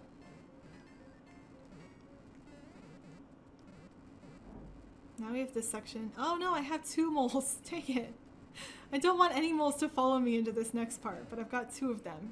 I didn't despawn. Okay, I despawned 1, I just killed the other one, so we're good. Alright, hi double Bowsers. You know a level's good when it ends with 2 Bowsers. Like, clearly, epitome of level design. Alright, there we go. Long, boring level's done. I think that's one of the least interactive levels. Like 6-3 is long, but you have to do something. That one is just so much waiting compared to every other level in this game. It's kind of sad. But it's done. We're past that one. Just gonna keep going. 13-3. Let's go. Pirate ships. Oh man. Someone I follow I follow them because they do dance games, but they also do Sea of Thieves, which is like a piratey game. And apparently, as one of the incentives for something they were doing, they ended up signing themselves up to do a 24-hour fishing stream. And I don't know much about Sea of Thieves fishing, but oh my god, it does not look fun. It does not look any more interactive than like Animal Crossing fishing or Minecraft fishing. Like, there's nothing about that that looks like it could keep you awake for 24 hours straight. Like, I already think 24-hour streams are absolutely insane. I am so impressed by anyone who manages to get through one of those, because I feel like I'm running out of energy by hour 3 of my streams. Trying to go for 8 hours would be a like monumental challenge, let alone 24? It's so wild. But on top of that, it's not like they're doing something exciting and interesting for 24 hours. Like, there are some games where it would be easier for me to stay up, you know, an extra 10 hours because I just get sucked into the game and it's so engrossing and so engaging that, like, I don't mind that I'm not asleep or taking any sort of breaks. Fishing streams, though, like, that seems like one of the least interesting things you can do. And to try to do that and stay awake for 24 hours seems like an absolutely insane challenge. So I'm impressed that they did it. But at the same time, like, oh my god, would I never do something like that? It just seems like an absolutely awful time. You've done a 12-hour stream before, Velocity? Dang, how did it go? Like, do you plan, like, do you drink a lot of energy drinks or coffee or something? Like, I don't even know. That just seems wild. So I guess spoilers, I probably won't do one of those ever, or at least not anytime soon. There's not, like, a lot I would need to do for this anyway. Like I said, like, I think that it would be so hard for me, at least, to keep up energy for that long. It would be so insanely difficult. So, I don't know. 8 would probably be about the most I would want to aim for. Oh, your Super Mario Challenge 100%. The obsolete one. That, I have seen the VOD for that one, at least. Or at least I saw the time when I was looking through the game before. That's true. That makes sense. That is an extremely long one. You'd want energy drink? I guess if I ever do want to do, like, some crazy incentive-based thing, like, for a long stream, it would just be for 100%. That's a good point. Because at least, like, then I know the levels well enough. And even if I don't know the 100% route for everything, I have an idea of what to do. Because I've beaten 100% in this game, like, 3 times now. Maybe that'd be a good idea sometime. Probably not for a very long time, though, because, oh my goodness. That sounds very difficult. Especially, like, if you're trying to do challenge levels as well, where you want to stay awake enough to do things. Like, you need to be at least moderately awake to do 1-300%, just because there's so many. You have to line everything up really well. You have to, like, be paying attention, not hit the wrong thing. Dude, I can't imagine. You also don't get tired that easily, like, to, like, sleep. I mean, that definitely helps. Obviously, not getting tired is a big benefit if you're trying to do a long stream like that, but I don't know that I could. That's it, maybe one day. Whee. Oh, I wasn't sure if I made the first jump there. That was cutting it closer than I wanted to. Checkpoint. Yeah, sometimes, like, I don't know. Some days I do feel bad when I, like, have to cut the stream off after not too long. But it's one of those things where with this game, I've mentioned it before, like, you just have to be ready to go for another 2 hours anytime you reset the run. So, trying to guess where I'm going to be at in 2 hours is kind of rough sometimes. Is this the last level? Yeah, this is the last level of World 13. Usually I'm behind enough that I just know, but... 3 gold splits in a row! Dude, what is this middle section of the game today? Oh my goodness. Like, I practiced it, maybe that's why, but... Dang, 4.3 seconds is not too bad at all. Wow. Okay, well this is good. Looking at what's up left. Dang. But yeah, like with this game, knowing where you're going to be at in 2 hours is the hard part. Like, I can't imagine. Like, I was watching, like I said, for Mario... Sorry, I can't talk. All of those words came out at the same time. For Mario Day, I was watching Dangerous Dream Super Mario Odyssey All Moons, which is not quite 100%, but you know, it's an 8-hour speed run, which is insane. And I have no idea how you would stream that. Like, if you want to stream for 8 hours, you can get exactly one run in. Or at least, you know, get a few starts to it and then be done. But if you lose a run 4 hours into a stream, like, what do you do for the next 4 hours? You know you don't have enough time to get a PB. Do you switch categories? Do you just practice certain parts of it? Like, I have no idea how you'd handle that. Like, I already don't feel like I do a good job of handling the whole, well, I'll be tired in 2 hours, so I guess I'm done with stream now thing. Maybe I should try to watch more streamers who stream really long categories just to get a better idea of how they handle it. I feel like most of the speedruns I watch are like hour or less, so they don't run into this quite as much. Like, I was watching a Kirby one the other day, like Super Meat Boy is 1 hour 20 for their 106%, because I was watching that on Calathon. I don't know. If anyone has recommendations for entertaining speedrun games that have 2 hour times on them, please let me know. I could learn a thing or two for sure. Alright, doing more stretches. Oh, so here's 14-2. This is the one where I don't know how to get the 5 lives. Oh my goodness. And so again, I just set up a really cheese strat where I jump on the same shell like a gajillion times. And that's okay, it works. So right there, that pit with those 2 blocks, that's where you can set up a shell. And there's a vine that you may have heard growing out of it. That's how you can get as many lives as you want to on this course. So if you were stuck like me, that is the cheese way to get it. Again, I do not know the real way, but that's okay. Ah, this level. Maybe that's why I get so scared of it in any percentage, just because I have that lingering... Oh, hatred's a strong word. Lingering frustration with it from getting that medal. So I just never liked it, and then I was inclined to not like it while I was doing any percent. And then, of course, if you don't like something, it's gonna fight you back. Like, not that it knows I don't like it, but I'm gonna be more tense. I'm not gonna be thinking it straight. Like, even a little bit is enough to make a mistake on that level. So I'm making it sound like the levels are sentient. Doo-doo-doo-doo. Oh, it's interesting that, like, a lot of speedrunners do talk about the game as if it's sentient. The fun one yesterday was I was watching the Super Meat Boy run, and some of those tricks seem like they're pretty difficult to pull off. And the runner would joke that the devs had patched the game live. And then he'd get the trick, it's like, oh, I guess they unpatched it, we're good now. And it's all those things where, like, I know that's not correct. Just like I know when people say RNG manipulation, they're lying. But it's just fun. I like the amount of brevity, not levity, that's the word, not brevity. Levity that adds to a speedrun. I'm so excited for GDQ again. The harder one this year is that I think, optimistically, GDQ might happen around the same time that maybe I could potentially get a vaccine in the US. Like, we don't know for sure what the dates are, but there's a goal that everyone becomes eligible by May 1st, and I do not think that means that I get it May 1st, but maybe I'd be able to get a vaccine in May or June then, which is really good news. I would love that.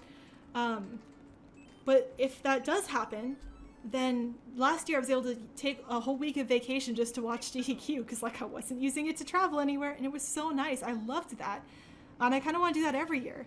But this year, if I do get a vaccine, there are some trips that I, either need to or should take or want to take. And so I don't know that I'll actually have that much time to watch it this time around, which will be sad, but will also be good to go travel and see family again. Like my mom has already been like, as soon as we get vaccinated and you're vaccinated, we want to come visit. So it's like, okay, Mom, I get it. I love you. I'll be ready. I'm like kind of intimidated by that though, because with the pandemic, I haven't had people over to my house in, a year. And I'm kind of intimidated by just how much I'll need to clean everything to get it back up to par. Like, I have to put everything away. I have to scrub all of the surfaces. I need to dust everything. All those cleaning things that don't really bother me, so I skip them sometimes when it's just me in my house. Yeah, all those need to happen again. So I'm sure I'm going to be so tired the first time someone comes over to visit when it's safe to do so again. But it'll be really nice to see friends in person, I think. I'm looking forward to it. Even just being able to, like, watch a show with a friend. Like, one of the things right now is a friend and I have a series that we like to watch together, but we just haven't watched it for a year because it's on Netflix. I don't own Netflix, and so I can't really keep up with it.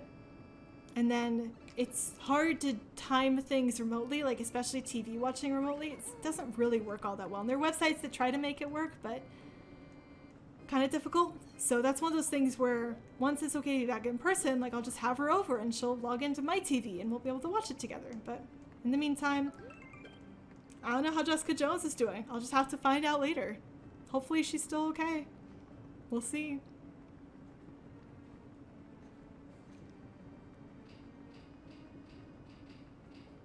This is one of those castle themes again. Like, it's okay. It's not like it's a bad castle theme, but it doesn't make me excited or, dramatic about being in the castle.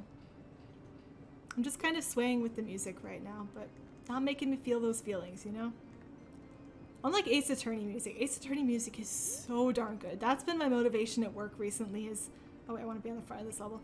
It's been listening to just the entire original trilogy playlist of music as I'm like doing data stuff and making spreadsheets happen. It's so like cool. There's so much variety in it. It's been awesome.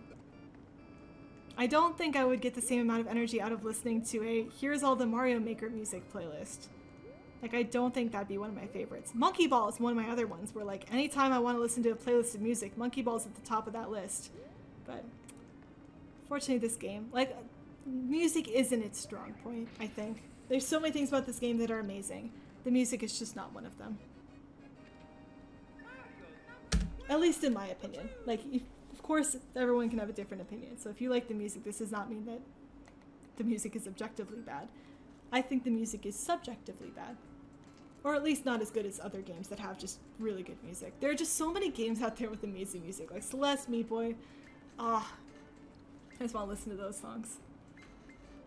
I think a number of streamers who speedrun will start to listen to music other than the game they're running while they're speedrunning. I don't think I could do that though. I've noticed before when I've practiced with volume off, I play so much better when I can actually hear the game. Like, you don't think you're using audio cues for anything. Like, there's nothing in this game that I explicitly have an audio cue for.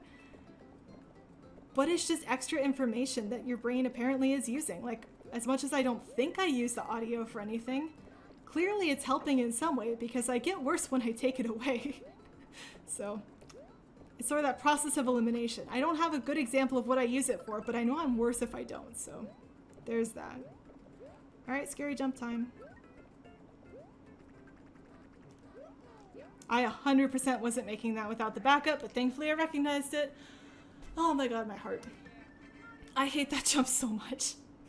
I shouldn't have called it a scary jump before I did it too, because then I was like, oh no, it's the scary jump. I need to call it the friendly jump next time. If someone could remind me next time I get to 15-1 to call it the friendly jump, that will make it easier. Well, that was more exciting than I wanted it to be. Okay, back to boring auto-scroller levels. Let's go. How's everyone else's Sunday going? Oh boy. Trying to think about like what's going on this week. It's St. Patrick's Day this week, actually. I think on Wednesday is St. Patrick's Day. I don't know how many people watching celebrate, but if you do, remember Wednesday, that is the day to wear green. Otherwise, people will try to pinch you That's the holiday. I feel bad that like wearing green isn't usually a good thing. It's just not a bad thing. Like it's just bad to not wear green. It's not like good to wear it or anything like that. I remember in elementary school, St. Patrick, like any holiday in elementary school was usually just like more of a thing than it is as an adult. But St. Patrick's Day was definitely on the list where someone would get into a fight with someone or someone would end up crying because people would, or kids, these kids in my school, would take the whole, we get to pinch you if you're not wearing green thing extremely seriously. I remember one year, a kid forgot that it was St. Patrick's Day, didn't wear green. He went out at recess, got like a pine tree branch and taped it to the front of his shirt to claim that he was wearing green as a result so people would stop pinching him. I don't think it worked. I just remember that being a thing that happened. And it's just so weird that that was a thing that happened. But like I said, kids found an excuse to pinch each other. Definitely took it. No question about that one. Oh my goodness. I forgot which button the tail twirl was, as dumb as that sounds. And I just completely missed the block I was aiming for. But thankfully I had the tail, so I still had 2 hits, not just 1. And I'm not dead. It's always good to finish this level not dead. I need to plan for that though. I don't usually have green as one of my colors. And it's one of those things where there's definitely some colors that look better on me than others. Like I'm pretty pale, so some colors just make me look pale or sickly. And other colors make me look like bright and happy and cheerful and things like that. Like blues tend to work pretty well on me, pinks work as well. I'm really sad because yellows look terrible on me, but yellow's my favorite color. But again, like since I'm pretty pale, yellows just usually make me look washed out and sick, and it's so sad. But green is another one where I don't think it looks too bad, but it doesn't like do anything for me. And it's not one of my favorite colors, so I don't think I have too many just green things. Like I could do most other colors. I like purple. Purple looks good on pretty much anyone. Like I said, blue looks good, pink looks good, yellow's my favorite color. I guess I don't have too much orange either.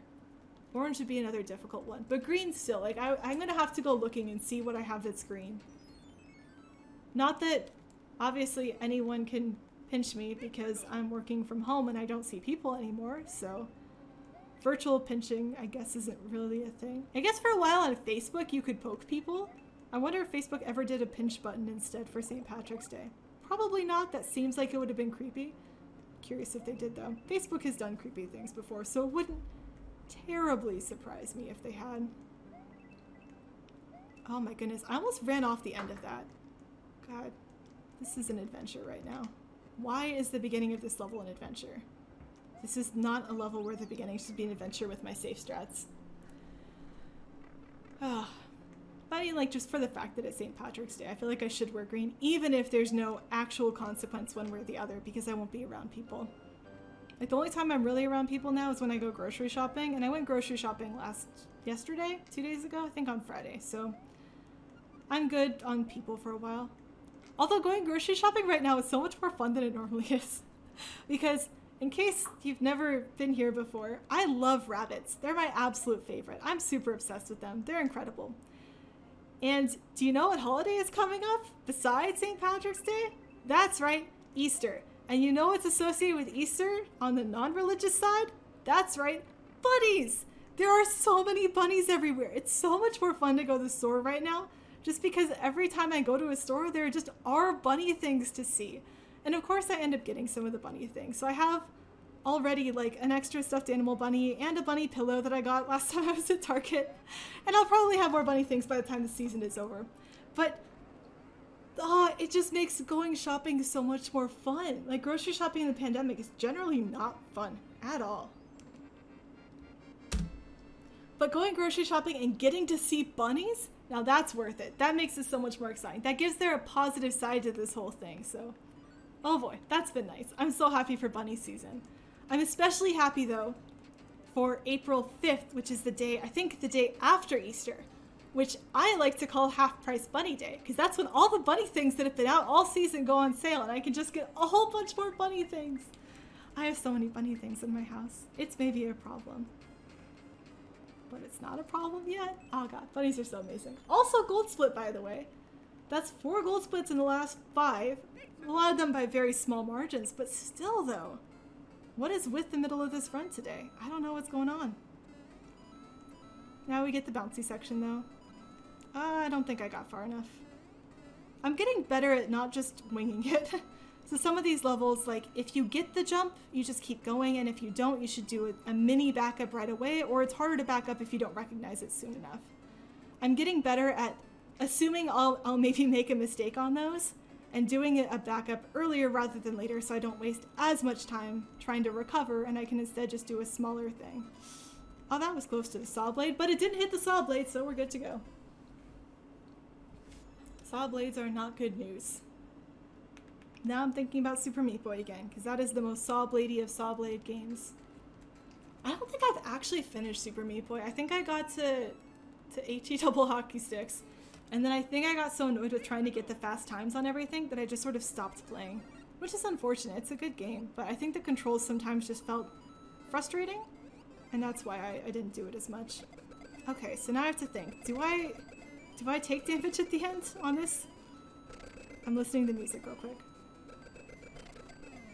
Oh my goodness. I thought I hit jump. I swear I hit the jump button. I just hit it too late because I panicked. The issue with this level is if you are not optimally fast at the beginning, sometimes you lose your star right before you get to Bowser, and you take damage on Bowser, and you have to jump after the damage boost instead of before. But I always need to just jump early anyway, because if you do take damage, doesn't matter, you can jump afterwards. So that's an unfortunate death. Thankfully it's a fast level, but it's at the end of it, so 16 seconds, probably 25 with the 25 with the reset. Oh well. I don't know why I've struggled so much with that level lately. I did practice that one too today, but apparently not enough. Oh well. Time for the next level.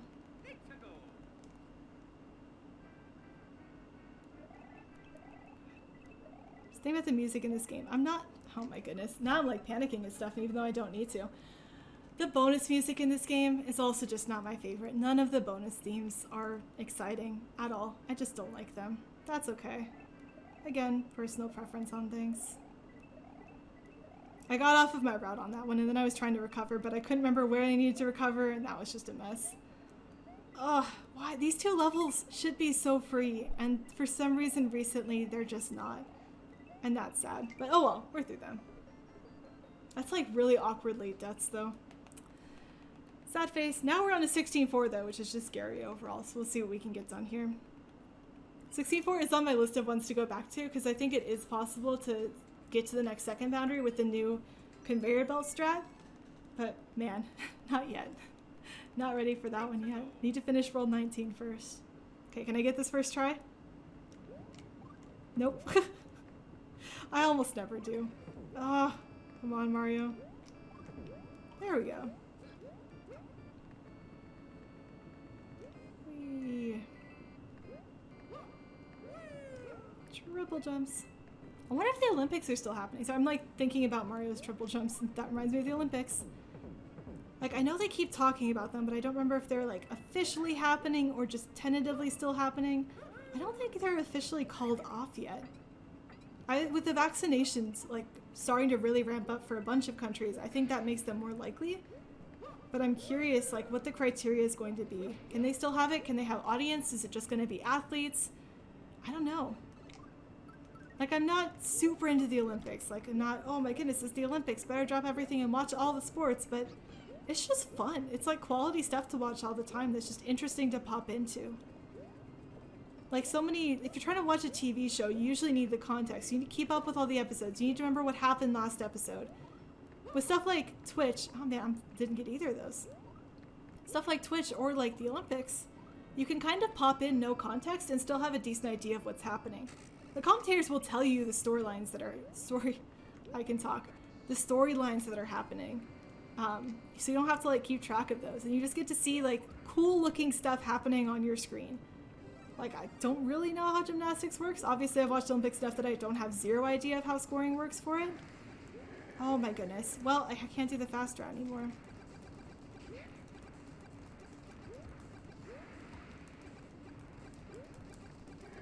Bowser is at least being, like, surprisingly nice to me. He didn't ever do the pattern where he does a ring of fireballs. That's the one that really kills you. Well, that was a significant time loss. Oh, man. I need her to take a deep breath. For some reason, I was doing really well on just staying chill and not keeping an eye on the time too much for the first 15 levels or worlds, and then World 16 was where my nerves started to kick in, especially after that first death. Because as much as I'm trying not to talk about it, I'm on good pace, like as you can see. The 144 was really good pace, and we lost a lot of that in the last world. We're still on good pace though. And that's making my heart rate go up, because I really do want to get a good time in this game. It'd be awesome to get it today. But the more I think about it, the less likely I am to get it. So I just need to try to relax and think about other things. Talk about other stuff. Keep it chill. Keep it cool. Keep it calm. Try to think about like League of Legends happening again later today. It's the final week of the regular season, but most of the important stuff has already been decided. And thankfully a lot of the teams that I like already made it in, and teams that I like that weren't going to make it in, I've known they weren't going to make it into the playoffs for like weeks now. So it's not like it's going to be a surprise today where I'm going to get my heart broken if this other thing happens. Like, nah, Cloud9's in. FlyQuest and CLG are out, but they've been out for weeks. I'm excited for Dignitas. I'd like them to do well. I don't like TSM. I don't want them to do well, but like, every team is either in or out of the playoffs by now, so it's not like there's a huge surprising thing that's going to happen. Which, I mean, I guess it takes some of the fun out of watching when there's just less at stake. But it's not like I still don't want my teams to win anyway. And one of the things they changed this year, normally with League of Legends, there's a spring and a summer split, so sort of two different mini seasons, and each of them are independent, where your results from one carry some but not much weight into the next one. But this year, they're sort of treating it as one giant season. So there's a team that's like 3-14 right now, and they're gonna start the next season 3-14. Like imagine if like this football or soccer team carried over their match results from one year to the next. It's not quite 1 year, but it feels insane. Okay, wait, quiet.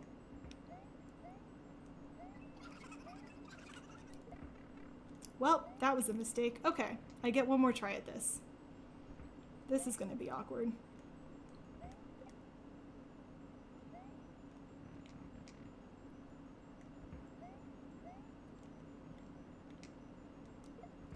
There we go. Yay for backup strats. But yeah, it's kind of wild to think that these teams that are starting down so much, like, just have that weight on their shoulders going into the next season. And for one of the teams, like, it kind of makes sense. I mean, obviously it seems frustrating, but like, okay, they played. One of the teams that I really like, and I really like them, so I know I'll acknowledge that I'm not impartial, not indifferent in this case. One of the teams that I really like, they did not get their full starting roster until like 3 or 4 weeks into the season. The season's only like 6 weeks long. And so they definitely struggled so much at the beginning of the season because they didn't have their real players playing.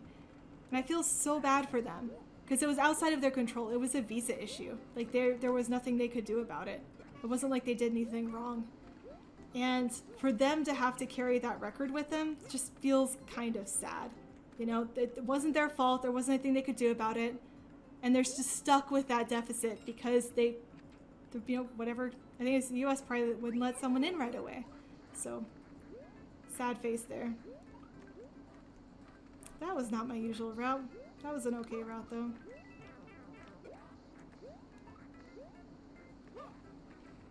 Okay, we're good here. This level can just also be scary. Plenty of things can go wrong in so many of these levels. Kinda wild. Remembering to drink my tea. If you forgot to get up and stretch after World 10. A little bit late, but keep in mind, try to stay hydrated, try to keep moving. I remember like one of the things that you'd hear a lot about, at least when I was in college with my degree, which was computer science, is you'd hear so much about how bad it was to sit at your desk all day long. Because as a computer science person, like chances are you're sitting at your desk all day long, even when we were working from the office. Like that's just, you were at your computer. Your computer, can't talk. Your computer is how you get work done. And streaming is kind of the same thing, right? Like I need to be at least reasonably close to my computer in order to do the streaming thing. Like I could try to set it up remotely somehow, but in general, I think I want this spot. In general, it's a little bit better. Man, I keep hitting that. Oh, and I didn't get the POW block. Ugh, okay, this is scary. Yeah, why am I just like all over the place with last set of levels today? Good news is, as long as you're patient at the end, even if you don't get the POW block, you can do that ending safely. You just have to wait. If you have the mushroom, you can damage boost through. With the POW block, you can take out sort of the top row of chain chomps, and that makes it much safer to go through. Without either of them, it's safer to wait for the chain chomps to retreat. What's interesting there is while chain chomps are naturally inclined to, I'm just going to do this super safe, are naturally inclined to like go back and forth. When they're stacked like that, they're technically stuck on top of these small platforms, and so they just don't do that. They stay in place. So you never have to worry about jumping over the top section of chain chomps, and it's just the one at the bottom that you have to worry about. But again, as you can see, even though that one went to the right, which is the worst direction for it to go, you can easily clear that with that final jump and make it through. All right, 17-6. Another conveyor belt T level. So many conveyor belts in this game. All right, get my power-ups. I think the medals for this one involve getting all of the mushrooms. There we go. That was slow. I apparently need to pay more attention on some of these moles. But it's getting all the mushrooms. I'm always sad when levels seem like you could do 100% and any percent at the same time, but you can't. Like I was doing 19-1, and 19-1, the 100% is get all the coins and carry a spring to the end. And it's an auto-scroller, so auto-scrollers especially are usually good candidates for doing double medals or like double records where you can get any percent and 100% at the exact same time. Like most of my 100% records, I don't have many of them, but the ones that I do have, I have them because it was an auto-scroller where I could do both things at once without losing any time on any percent. I could just happen to also get 100%.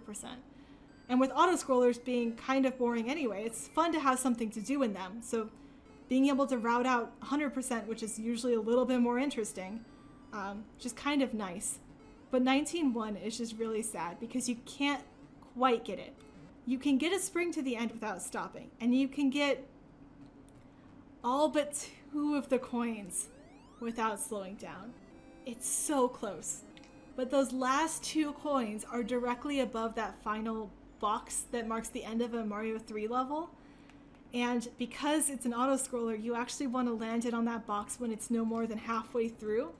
And it's impossible, therefore, to get both coins and drop to the box in time to tie the any percent time.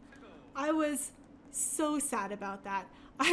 I was like starting to route it. I was getting really excited. It was looking like it was going to be possible. Got all the way to the end and just, nope. Those 2 final coins, that's enough to completely ruin your chances there. That's it. That's the end of the game. Oh my goodness.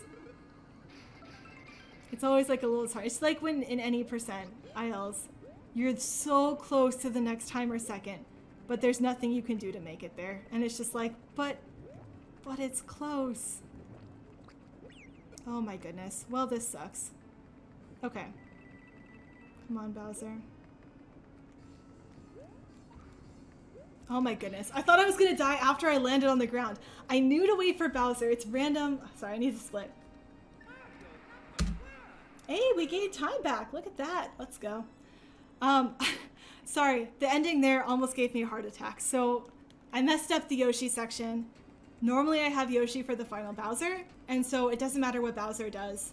Like, you're good to go. With Bowser, from doing the IL way too much, it seems like it's 50-50 whether or not he jumps. When you're doing the IL, you just pick one and you go for it. You either jump or you don't. You have to randomly choose which one you think will work. I at least knew that, and so for this run, when I messed up and I knew I couldn't afford to take a hit from Bowser, I waited long enough to see which movement he did. I thought I was still dead though, because I thought that after all of that, I was going to run it, like I didn't quite make it on the axe with my final jump, and I thought he was going to eat me there. So I am surprised I didn't die on that level. Okay, this level I died on like all the time in practice though, because this final womp is mean. Okay, we got past the final thwomp. So that final thwomp is such a jerk. Because if you stay under him on accident, like if the cement pieces bump you back at the wrong time, you can be underneath him when he goes for his second thwomp. I don't know, his second like drop that tries to kill you. And if he hits you and catches your cart, he will plummet the cart you're riding into the lava, and there is nothing you can do about it. It just drags Mario all the way down to the ground. You're just dead. It's so frustrating. Oh my goodness. So I'm glad that didn't happen there during the actual run, because again, that happened like so many times during my practice runs. Second thwomp. I'm trying to think, like, is there a term for that? I think it's just drop, right? It's just a drop, but it feels like it should have its own verb. Yeah, World 18 time. This is World 18. I'm trying not to think about it, but I am thinking about it. Let's not think about it. Oh, look at how much my keyboard lights up. I don't actually have like a fancy light up keyboard, but it lights up red. And the reason I got this one was not because it lit up. Like I wasn't sitting there going, I want a fancy gamer keyboard. It was, we had just been sent home to work from home at the start of the pandemic. And within one day, I realized that I was going to lose my entire posture if I kept trying to type on my laptop instead of getting something different. Like immediately realized this is a crucial problem. I will not survive with this setup. So like the next day I went to Target and just bought whatever keyboard they had. And of course the only keyboards they had were gaming keyboards. They didn't stock just like boring office keyboards. So guess who has a gaming keyboard that lights up red now? Yay. Didn't really need one, but that's what they had, so that's what I've got. Okay. I'm gonna be patient here.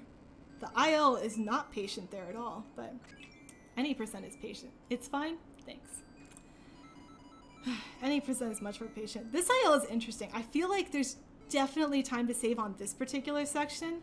This doesn't feel close to optimal, but with boots it's so hard because everything feels different.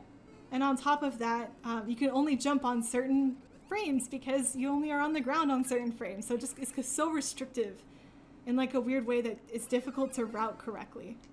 Like, oh man, routing with the boot is not one of my favorite things at all. Okay. Yay, I killed that guy. Okay, the reason that killing that guy, are you kidding me? Okay, well, we lost time anyway because I didn't get the one jump. The reason that killing that guy is good because sometimes I'll lose my boot to him and then just I can't do the rest of the level. But thankfully you don't have to deal with him the second time through if you do make that mistake. And losing your boot here is one of the larger time losses in this particular level, unfortunately. There's definitely a lot of ways to lose time in this level because, you know, have you seen it? But losing the boot there is one of the really unfortunate ones. So glad that didn't happen. Here we go. Dude, this is so much harder to do with my heart like it is. Like, stop it. Stop it, heart. It's fine. Just chill. If anyone has a distracting story to tell, feel free to share.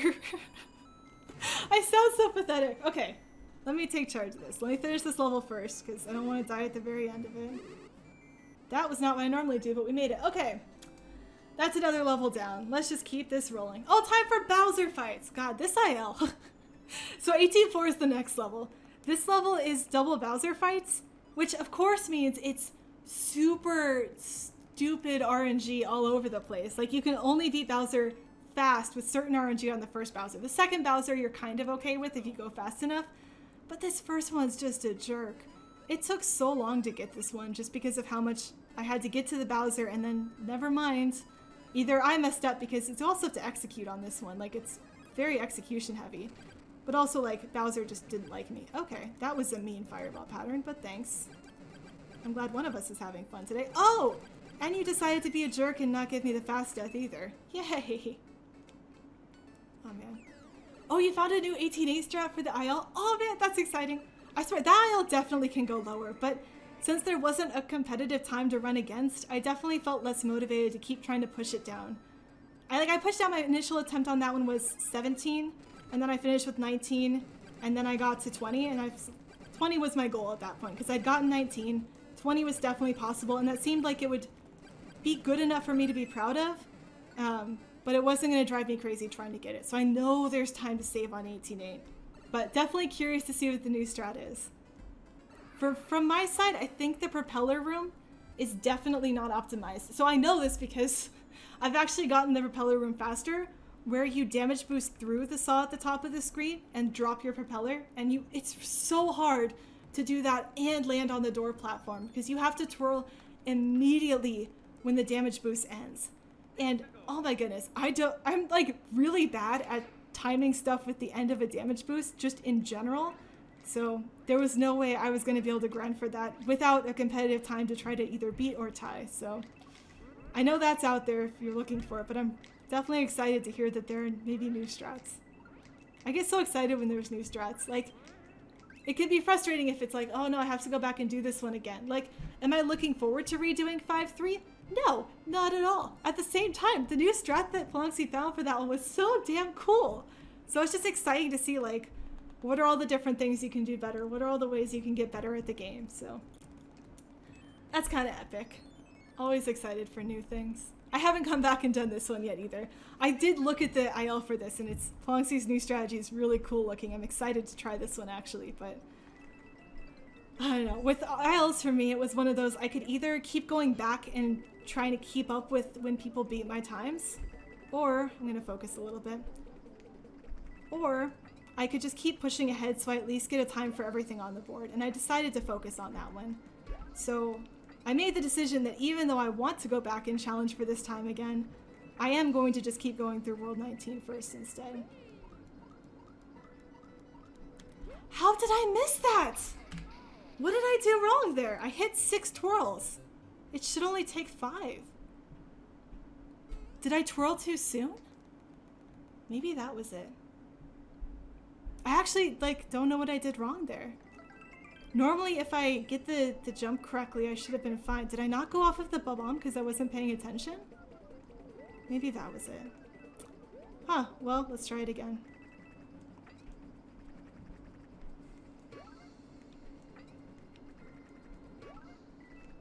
Except in ultra focus mode this time.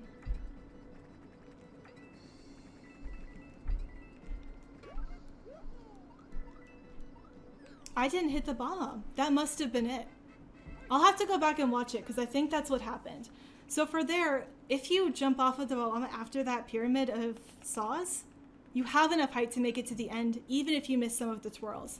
I was so focused on getting the twirls because that's how I messed up last week. Oh yeah, you're correct. Okay. Yep, that was it.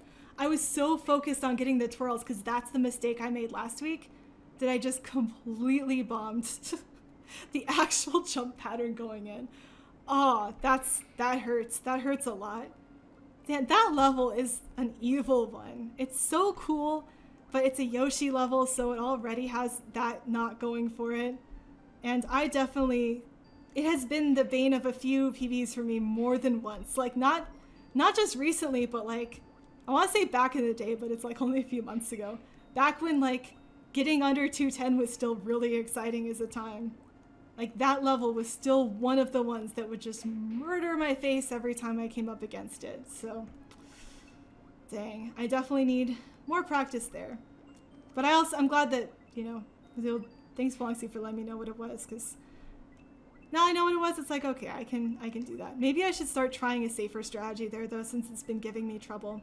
Like, you can keep Yoshi for a lot longer, or optionally, you can jump off the second. So I was trying to picture the level in my head for a second without messing this one up. You can jump off the second bomb, and that gives you even more distance to play around with, so you really don't have to worry about the twirls at all, because twirl timing is something else that, like, I'm not the best at. Like, there are specific techniques in this game that I'm better at than others, and twirl timings is not one of them. Damage boost timings is not one of them. I feel like my steering on like Koopa Clown cars is pretty good. That's one of my better points, so I'm not too bad at those levels, even though they're kind of tricky and I still die on them. Like, I feel better about those, but man, yeah, twirl timings are something that, like, I've been caught out on many times before. No bomb, you're pretty sure? Yeah. I'll go back and check anyway, but that's reassuring at least. That makes me feel like I'm not going crazy. Like, if that is what happened, then like, okay, I understand what happened there. And that means I can not do it again, right? The goal is just to not make the mistakes more than once. Obviously, I don't want to make any mistakes ever at all, but if I can avoid making them a second time, that's better than not doing that. So we'll see. All right, last level in the game. Time for 18-8. This is the one I most recently IL'd out of all of these, so I hopefully won't get into over-optimizing any of these rooms, but it helped me learn a couple new things. Like the bottom pipe in this particular section, I used to just sort of jump around the platform. It actually is faster to wall jump there, which I learned. So that's been kind of a fun optimization that I can do, hopefully in this as well. So we'll see if I get that. And then I also figured out why the POW sometimes spawns and sometimes doesn't. That was also frustrating. So here, wall jump. Oh, I messed that up, but that's okay. Huh? Come on. Dude, please. Okay, well that was ridiculously slow. That showed off none of the new speed strats that I have. But I figured out what makes the POW not spawn. So for a while it felt like it was random how soon the POW would spawn after I got into that room, which was really frustrating. Man, I'm not getting any of the strats. This is fun. Oh, I got that one. I'm about 10 seconds off of PB though for this IL. I just have some of the timer numbers memorized now from doing the IL for this one. But the trick was I wasn't jumping at the right time, and so depending on what time you jump, that affects when that POW comes out, because if you don't jump soon enough, you're on top of the pipe when it's checking whether or not it will spawn, and that prevents it from spawning. So that's why you have to sort of do this waiting game thing. Okay. So you can't see it because I don't use camera, and you couldn't see it anyway because it's my heart, not my face. My heart is going so damn fast right now, and especially that first... Okay, so 18-8 in general isn't too dangerous. Now I say that, and now I'm going to die to Bowser because I've done that before. But it tends not to be too dangerous. Except that entire beginning section, you are small Mario. And so if you just do the wrong thing a little bit in the rooms with the Koopas, like, that's it. That's the game. At this point, the level becomes safer because you have a power-up the entire time. Now, for strategy reasons, I'm going to drop that power-up soon. So, at least a little bit of it in the Bowser Jr. fight. So, it's not like it's free, but... Oh my goodness. I'm trying to talk, at least to keep myself calmed down, but you guys, I am so panicking right now. I know how to do this level, though. I've done this level so many times in practice at this point. But it's not like I don't know what to do. So, there's losing the power-up. And unfortunately... I didn't get the first hit on Bowser Jr., so this is going to slow down this fight by, like, a lot. Especially since I don't want to really take damage here, and now I need him to come back down to the bottom of the room. Oh my goodness. Alright, we're just going to go super slow, so I'm not watching the time at this point, you guys are. I might have been screwed. That was an extremely slow Bowser Jr. fight because of that first miss. You have to jump really shallowly, unfortunately, in order to get that first hit and take the damage boost correctly. Okay. Oh my goodness, that was both of them! I still got it. Okay, I wasn't sure. That was cutting it so damn close because of that Bowser Jr. fight. You have no idea how bad that fight was. Oh my goodness, I did it. Oh man. Okay, sorry, I can't talk. I'll hit next just so we can get the ending credits. I see, thank you for the GG Toad. I see the excitement, Paloxy, thank you. Oh my goodness. You guys, I have been struggling so hard with any percent for the last few months. I haven't gotten a PB on this in months at this point. I have been so close so many times. I cannot tell you how absolutely nervous I was going into World 18-8, even with that much of a lead, knowing that I've lost that lead before. And yeah, that Bowser Jr. fight was terribly cringe. That was so badly slow. Like, I probably lost like 15 to 20 seconds, if not more, just off of that one fight. That fight can be so smooth, but as soon as Bowser Jr. goes up too high on the screen, it becomes really difficult to reach him without the propeller. And the speed strat for that fight is to jump low enough that the Koopa Shell damage boosts you through so you lose the propeller for the next room, but not too high that you bounce off the top of it because that's when you mess the fight up. So that was an absolutely abysmal fight. But hey, the good news is I now have a new PB. We have a new world record, which is super exciting. I had 4 gold splits in this run. This one was like actually really, really good. Like looking back through them, I lost some time, but man, these splits are also just going to be so much easier to run against because now I have definite time save, not just in World 18, but specifically in 18.8.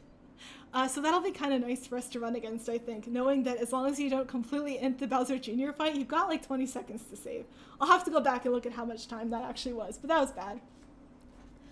Same thing with 18.6, and only 4 deaths is not terrible. I think my PB for deaths is 3, but they were really long deaths, and a couple of the ones here were short. But it was 16.3, which, again, or 16.2, which just feels bad. 16.3 as well, which feels bad. Like, there's a lot of late time save in this particular set of splits now, which is exciting. See, I'm sorry if I'm talking fast. I'm going to try to slow down my words, but yeah, I'm so excited. Well, I guess I know what I'm doing this afternoon. It was going to be just relaxing, but now it's going to be getting this video uploaded as soon as possible because I'm too excited not to. Oh, yay. Oh man. Well, I'm gonna let the credits roll out and just, you know, try to keep taking deep breaths so that my pulse goes back to normal. I really was trying to hide it and try to ignore it, but I was so nervous on the last 4 worlds. Like, so many mistakes there from how nervous I was. Like, that's why I made all those mistakes. But, oh, nice job. Thank you. Thanks. Now you have to come get it back though, Bouncy. Your turn. I'm going to keep going though. Like, even though I have world record back now, yay, been going for this for a while. Feels really good. Obviously still can improve. I'll still be running this category every Sunday for the foreseeable future. I'm not going to stop just because I have this. Yep, no problem. Good luck. I know you could beat this tomorrow. Like, honestly, like, I'm expecting this record to not last very long, and that's okay. But that's why I'm going to keep coming back every week to try to get better at this game. 4 deaths is still more than 0. I still want to get 0 deaths. I'm now at sub 53, which is exciting, but like, man, sub 52 is looking possible, although that's going to be a lot harder. That may be only 2 deaths for that one. We'll have to see. And then obviously I'm still going on ILs. I'm trying to finish up the rest of World 19, so you'll keep seeing videos on my YouTube channel for that. As well as me going back. I'm going to have to start going back and getting all the ILs that were taken from me again, so that'll be fun. Oh, it's spring break for you? Does that mean you have more time to do video games or less time to do video games? I never know. Because sometimes spring break means like, oh, your family has plans, you want to do family things. Like, obviously when it's not coronavirus, that's when my family would travel a lot, so it's not like I had more time on spring break, but I don't know. That can work out. More time? All right, well then, I definitely need to post this record as soon as I can tonight then, so it stands for as long as possible. Oh, well. But yay, Mario made it all the way back home. Oh, there we go. For a second, I thought my Game Boy had died because there was nothing on the screen. But it was because it was at the point in the game where there's nothing on the screen, and I just forgot that there was a delay between what I see on stream and what I don't. But there we go. Oh my goodness, new world record for Super Mario Maker for Nintendo 3DS, Super Mario Challenge any %. I know I call them Game Boys still. Like, it makes me sound old when I do that, but like, that's okay. It's just so much easier, I think. Game Boy is an easy word to say. Nintendo 3DS, or 3DS I guess isn't too bad either, but still more syllables. Anyway, thank you everyone for watching. Thanks everyone for being here with me. That's going to be it for stream today. I'm going to go get this uploaded and then just chill for the rest of today. I hope you all have a great rest of your Sunday. Happy late Mario Day, happy early St. Patrick's Day, and I'll see you again next week. Thanks, bye.